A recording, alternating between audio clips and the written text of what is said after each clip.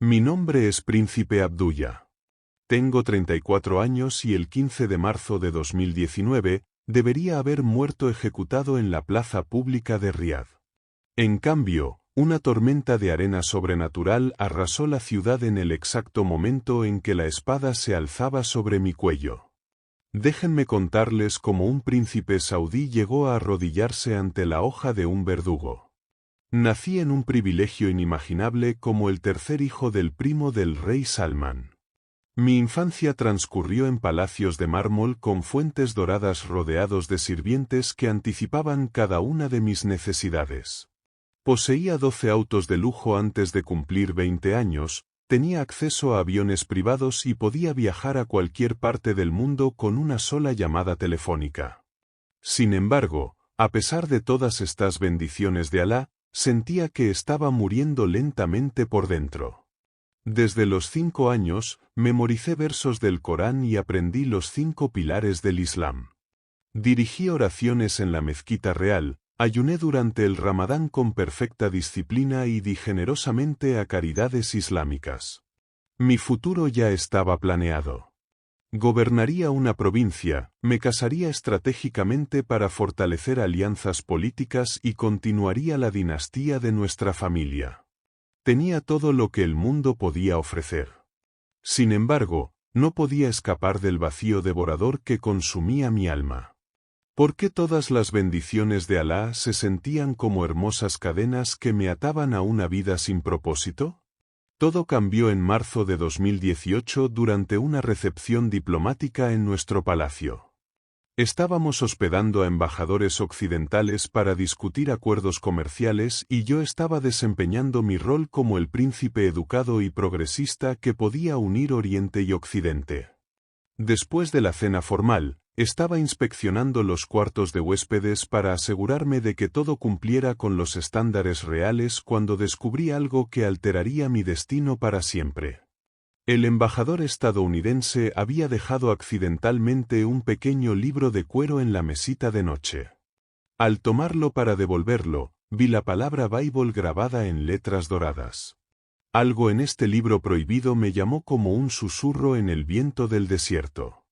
Debería haberlo entregado inmediatamente a seguridad, pero en cambio me encontré abriéndolo en una página al azar. Mis ojos cayeron en Mateo capítulo 5 y leí palabras que perforaron años de entrenamiento religioso. Bienaventurados los pacificadores porque ellos serán llamados hijos de Dios. Estas no eran las palabras de un mero profeta. Esto era Dios hablando directamente a mi corazón. Esa noche me encerré en mi estudio privado y comencé a leer el Sermón del Monte. Cada versículo desafiaba todo lo que me habían enseñado sobre el poder, la venganza y el trato a los enemigos. Jesús hablaba de amar a quienes te odian, bendecir a quienes te maldicen y poner la otra mejilla. Esto era lo completamente opuesto a todo lo que había aprendido sobre la yihad y defender el Islam mediante la fuerza. Durante meses, realicé sesiones secretas de lectura en mi estudio, despidiendo a los guardias y cerrando todas las puertas con llave. Devoré cada palabra como un hombre muriendo de sed que finalmente había encontrado agua. Leí sobre Jesús sanando a los enfermos, alimentando a los hambrientos y mostrando compasión a los marginados de la sociedad. Pero fue su muerte en la cruz lo que me quebró por completo. Aquí estaba Dios mismo eligiendo sufrir y morir por personas que lo rechazaban. ¿Alguna vez has descubierto algo que desafió completamente todo lo que creías? Eso es lo que me pasó mientras leía sobre el amor incondicional de Jesús. Una noche en noviembre de 2018, ya no pude contenerme más. Caí de rodillas en mi estudio y susurré mi primera oración a Jesús. Jesús, si eres real, muéstrame la verdad. Inmediatamente, un calor llenó mi pecho que nunca había experimentado en años de oración islámica. Por primera vez en mi vida, me sentí verdaderamente amado y aceptado. No por mi linaje real o mis buenas obras, sino simplemente porque era hijo de Dios. Mi secreto duró 8 meses hasta una fatídica mañana de diciembre de 2018. Había estado leyendo el Evangelio de Juan toda la noche, particularmente el capítulo 14 donde Jesús declara: «Yo soy el camino y la verdad y la vida. Nadie viene al Padre sino por mí». Estas palabras me habían mantenido despierto, luchando con sus implicaciones para mi fe islámica. Agotado por la batalla espiritual que rugía en mi corazón, me quedé dormido en mi escritorio con la Biblia abierta a mi lado. Al amanecer, mi sirviente de confianza Ahmed entró en mi estudio para despertarme para la oración del Fajr como lo había hecho cada mañana durante 15 años. Ahmed era más que un sirviente. Me había criado desde la infancia después de que mi madre cayera enferma, enseñándome a montar caballos y protegiéndome de las intrigas palaciegas. Lo amaba como a un padre y él me amaba como a su propio hijo. Cuando escuché abrirse la puerta, me desperté de golpe para encontrar a Ahmed paralizado, su rostro blanco como el mármol mientras miraba el libro prohibido a mi lado. El silencio se extendió entre nosotros como una eternidad. Podía ver el horror y la angustia en sus ojos al darse cuenta de lo que significaba este descubrimiento para ambos. «Ahmed, por favor déjame explicarte», susurré desesperadamente, extendiendo la mano hacia él. Lágrimas comenzaron a fluir por sus mejillas arrugadas mientras sacudía la cabeza lentamente. «Príncipe Abdullah, nos matarán a ambos si no lo reporto. La ley requiere que cualquier testigo de apostasía informe inmediatamente a las autoridades religiosas». Entendí la posición imposible en la que lo había colocado. Bajo la ley Sharia, ocultar el conocimiento de apostasía lo convertía en cómplice punishable con la muerte. Ahmed me había visto crecer de niño a hombre, había celebrado mis logros y me había consolado en mis fracasos. Ahora le estaba pidiendo que eligiera entre su propia vida y la mía. «Veo la agonía en tus ojos, Ahmed. Sé que me amas, pero no puedo negar lo que he encontrado en Jesucristo». Con manos temblorosas, Ahmed retrocedió hacia la puerta. «He servido a tu familia por 40 años. Esto rompe mi corazón, pero debo obedecer los mandatos de Alá». En una hora, la seguridad del palacio rodeó mi estudio. La noticia del informe de un sirviente sobre la apostasía del príncipe se extendió por el hogar real como un incendio forestal. Esa tarde, fui convocado a la sala del trono donde mi padre se sentaba en su silla dorada, rodeado de líderes religiosos y funcionarios de la corte. ¿Alguna vez has sido traicionado por alguien en quien confiabas completamente? El dolor de la traición necesaria de Ahmed cortó más profundo que cualquier espada. La voz de mi padre tronó a través de la vasta cámara. «Has traído vergüenza a nuestro linaje y deshonrado el nombre de nuestros ancestros. ¿Cómo te atreves a abrazar la religión de nuestros enemigos?» El ultimátum llegó con absoluta claridad. «Quema este veneno occidental. Renuncia a estas mentiras sobre Jesús y regresa al verdadero camino del Islam o enfrenta las consecuencias completas de la justicia sharia». Cada ojo en la habitación se fijó en mí mientras estaba ante el trono que representaba 15 siglos de gobierno islámico en nuestra familia. El piso de mármol se sentía frío bajo mis pies, pero mi corazón ardía con una convicción inquebrantable. «Padre, no puedo negar lo que sé que es verdad. Jesucristo es el Señor, y se ha convertido en mi Salvador». El jadeo de los funcionarios de la corte resonó a través de la cámara. El silencio que siguió fue ensordecedor, roto solo por la respiración pesada de mi padre mientras la rabia y el desamor guerreaban en su rostro. «Aprésenlo», comandó. Los guardias reales inmediatamente agarraron mis brazos, despojándome de mis vestiduras principescas y reemplazándolas con ropa común de prisionero. De sábanas de seda a pisos de piedra en un solo día, fui arrojado al calabozo del palacio acusado de rita apostasía punishable con la muerte bajo la ley saudí. Después de 3 días de procedimientos en la corte islámica con múltiples testigos testificando en mi contra, el veredicto llegó rápidamente. Las palabras del imam aún resuenan en mi memoria. Muerte por decapitación pública en 7 días. Fui transferido inmediatamente al ala de ejecución de la prisión real, un lugar que nunca supe que existía debajo del palacio de mi propia familia. La celda de los condenados era un contraste marcado con el lujo que había conocido toda mi vida. 4 paredes de concreto, una pequeña ventana con barrotes y un colchón delgado en el piso se convirtieron en mi nueva realidad. Pero cuando la pesada puerta se cerró con estrépito detrás de mí, descubrí algo notable. No estaba solo en este lugar oscuro. En las celdas vecinas había 3 hombres más esperando ejecución por el mismo crimen de convertirse al cristianismo. Estaba Mahmoud, un líder egipcio de iglesia en casa que había sido atrapado bautizando nuevos creyentes en el Mar Rojo. A su lado estaba Isef, un misionero pakistaní que había sido arrestado mientras distribuía Biblias en árabe en la Meca durante la temporada de Hajj. El tercer hombre era Rashid, un converso indonesio que se había negado a renunciar a su fe incluso después de meses de tortura. Estos hombres poseían algo que nunca había visto en todos mis años entre eruditos islámicos y asesores reales. A pesar de enfrentar la muerte inminente, llevaban una alegría y paz inquebrantables que desafiaban la comprensión humana. Cuando los escuché por primera vez cantando himnos en árabe a través de las paredes de la prisión, lloré por la belleza de su adoración. Hermano Abdullah, Mahmoud me llamó en mi segunda noche.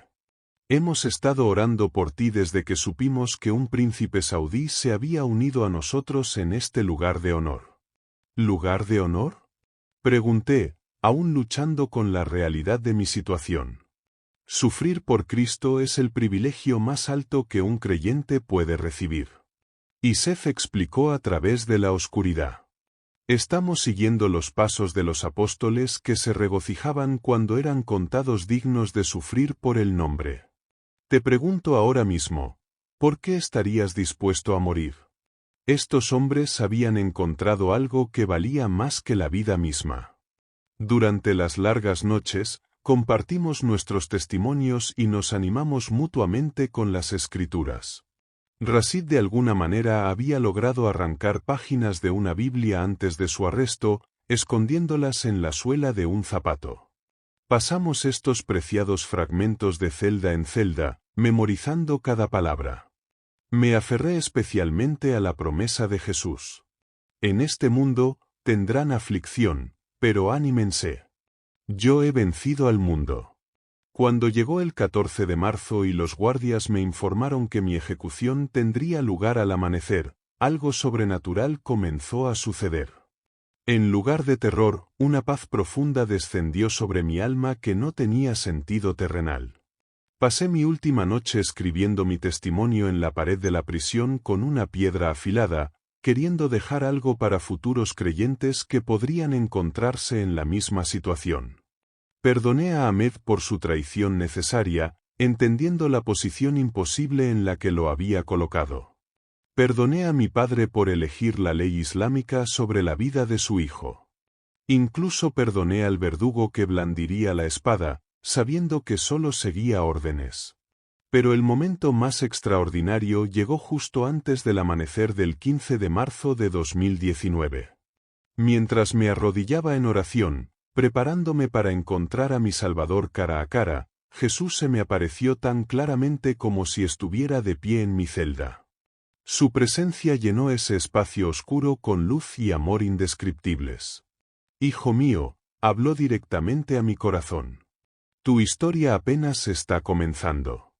Confía en mí completamente en lo que viene después. Esas palabras resultarían más proféticas de lo que jamás podría haber imaginado. A las 4 de la mañana del 15 de marzo de 2019, los guardias me despertaron para los preparativos rituales antes de la ejecución.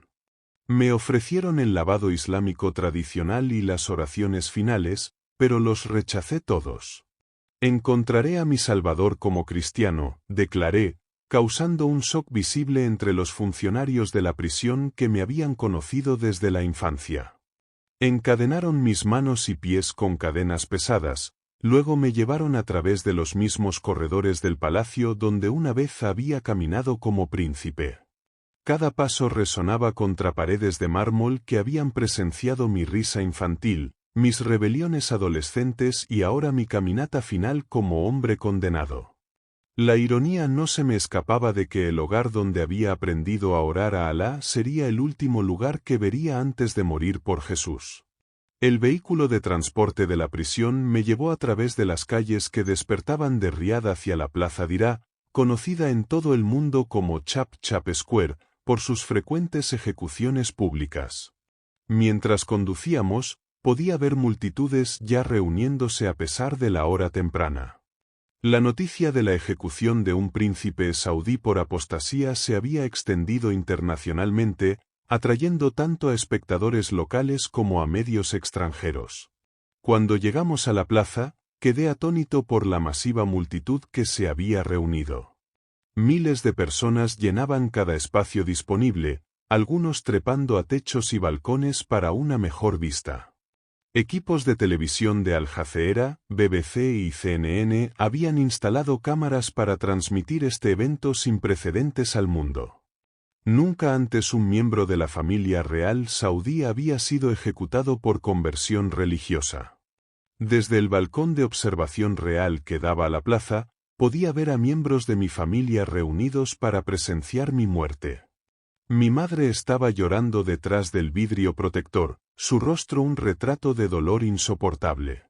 Mi padre se sentaba rígido en sus vestiduras ceremoniales. Su expresión una mezcla de deber y devastación. Mis hermanos menores evitaban mirar en mi dirección, quizás incapaces de comprender cómo su hermano había elegido este destino. Ahora hazte esta pregunta. ¿Te mantendrías firme en tu fe sabiendo que todo el mundo estaba mirando y tu propia familia estaba presente para presenciar tu muerte? Los guardias me obligaron a arrodillarme en la esterilla de ejecución tradicional en el centro de la plaza. El verdugo, un hombre masivo en túnicas negras, estaba a mi lado sosteniendo la espada ceremonial que había terminado cientos de vidas en este mismo lugar. La hoja brillaba brillantemente en la luz del sol matutino, pulida a perfección de espejo para esta ocasión especial. El imán comenzó a leer los versos islámicos finales que condenaban a los apóstatas, esperando que yo los repitiera como mis últimas palabras. En cambio, levanté mi rostro hacia el cielo y declaré lo suficientemente fuerte para que toda la multitud lo oyera. Jesucristo, en tus manos encomiendo mi espíritu. Un jadeo colectivo se elevó de los miles de espectadores. Muchos nunca habían oído el nombre de Jesús pronunciado en voz alta en un entorno público tan grande. El verdugo levantó su espada alta sobre mi cuello, posicionándose para el golpe descendente rápido que separaría mi cabeza de mi cuerpo. Pero cuando la hoja comenzó su descenso mortal, algo imposible sucedió. Una oscuridad repentina barrió la plaza como si alguien hubiera apagado el sol mismo. Una masiva tormenta de arena apareció de absolutamente nowhere con vientos alcanzando 100 millas por hora en cuestión de segundos. El cielo matutino claro desapareció detrás de paredes de arena giratoria que engulleron todo el sitio de ejecución. El caos completo estalló mientras miles de personas huían aterrorizadas, incapaces de ver siquiera sus propias manos en la oscuridad sobrenatural. Los guardias tropezaban ciegamente, gritando órdenes que nadie podía oír por encima del viento rugiente. En ese momento de intervención divina, sentí una fuerza sobrenatural fluir a través de mi cuerpo mientras mis cadenas pesadas se rompían como papel en mis manos. Esto no era un fenómeno meteorológico natural. Esto era Dios Todopoderoso salvando mi vida. En el caos sobrenatural de esa tormenta de arena milagrosa, corrí a través de la oscuridad cegadora con Jesús como mi guía. Cada paso se sentía divinamente dirigido mientras navegaba a través de las multitudes en pánico y las fuerzas de seguridad confundidas. La tormenta proporcionó cobertura perfecta para mi escape. Y en minutos, había alcanzado las afueras de Riad, donde los vientos comenzaron a calmarse. Mirando hacia atrás hacia la ciudad, podía ver equipos de búsqueda ya formándose mientras el clima antinatural se aclaraba.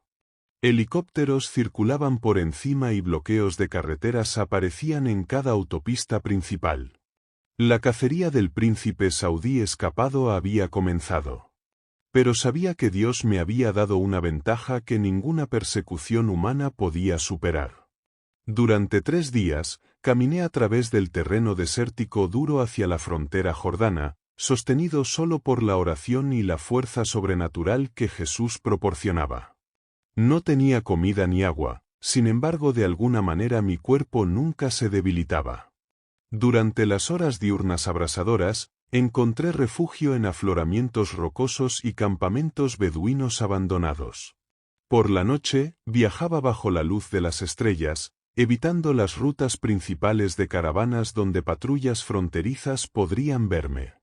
En el segundo día, cuando la sed amenazaba con abrumarme, descubrí un pozo de agua abandonado que aún contenía agua dulce y limpia. Esa tarde, encontré palmeras de dátiles silvestres creciendo en un oasis que no debería haber existido en esa región árida.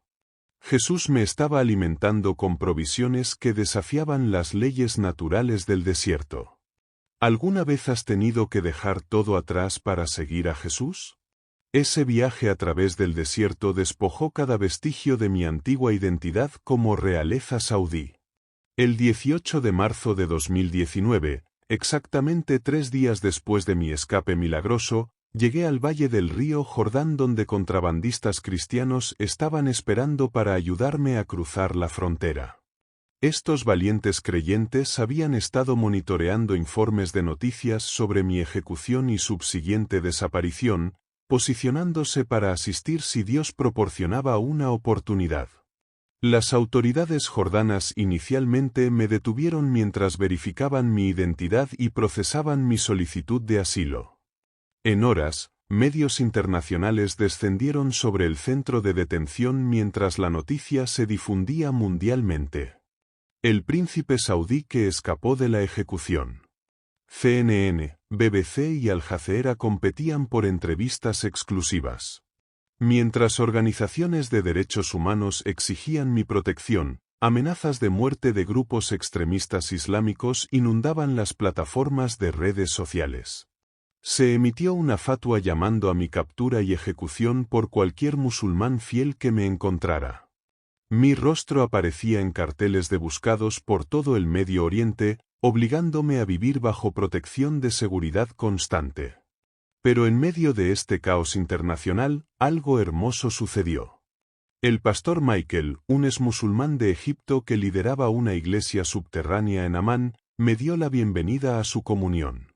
Aprendí que cristianos en todo el mundo habían estado orando por mí desde que la noticia de mi arresto se difundió por primera vez. Cadenas de oración que abarcaban desde Corea del Sur hasta Brasil habían estado intercediendo por el príncipe saudí que enfrentaba la muerte por leer la Biblia. Mi primer servicio de adoración cristiana trajo lágrimas que no paraban de fluir. Mientras creyentes de habla árabe cantaban himnos alabando a Jesús, experimenté una alegría que ningún banquete real o celebración palaciega había proporcionado jamás. Estos exmusulmanes entendían exactamente lo que había sacrificado y ganado a través de mi conversión. El 7 de abril de 2019, el pastor Michael me bautizó en el río Jordán, las mismas aguas donde Jesús mismo fue bautizado 2000 años antes. Mientras me bajaba bajo la superficie lodosa, declaró: «Hoy, el príncipe Abdullah muere y el hermano Abdullah nace en Cristo». Al sumergirme en esa agua, sentí el peso completo de mi vieja vida lavándose. Cuando emergí jadeando y riendo, ya no era realeza saudí. Me había convertido en un hijo del Rey de Reyes. Y esa agua lodosa del río era más preciosa que todo el oro en el tesoro de mi padre.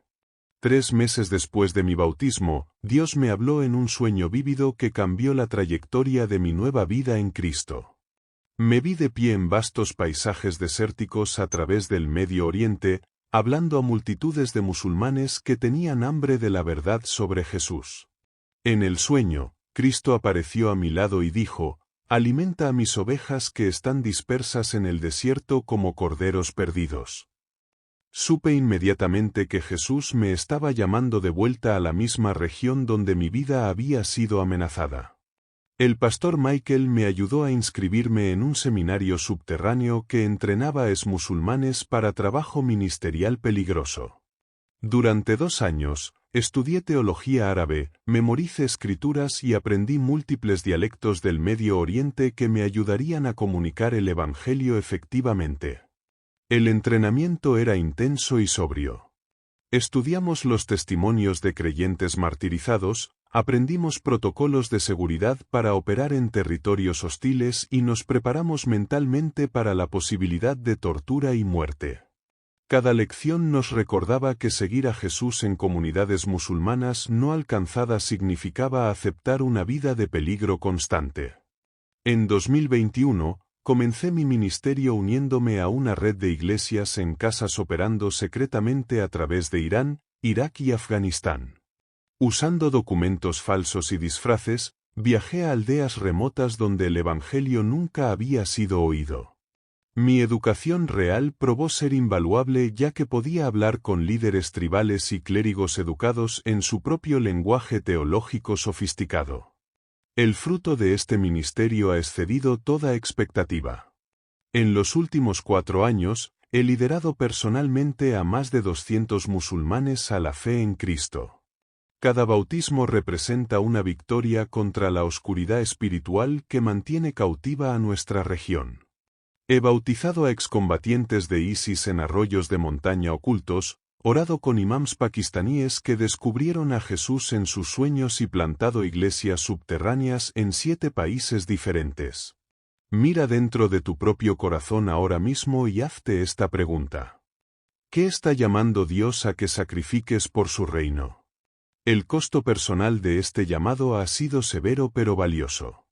Nunca veré a mi familia de nuevo ya que regresar a Arabia Saudita significaría ejecución inmediata. Mi madre cree que estoy muerto y quizás esa creencia la protege de la vergüenza de tener un hijo cristiano. Vivo bajo una identidad asumida con amenazas de seguridad constantes, moviéndome frecuentemente para evitar detección por aquellos que me matarían por una recompensa sustancial. Pero he ganado una familia eterna que abarca cada nación en la tierra. Tengo hermanos y hermanas orando por mí en iglesias desde Seúl hasta Sao Paulo. Cada amenaza contra mi vida solo me acerca más a Jesús. Y cada día de persecución profundiza mi intimidad con el Salvador que me salvó de la hoja de un verdugo. El fruto más notable ha sido ver a antiguos enemigos convertirse en compañeros creyentes. El año pasado, tuve el privilegio de bautizar a un hombre que había sido parte de los equipos de búsqueda, cazándome después de mi escape de Riad. Me dijo que presenciar mi supervivencia milagrosa había plantado semillas de duda sobre el Islam que eventualmente lo llevaron a Cristo.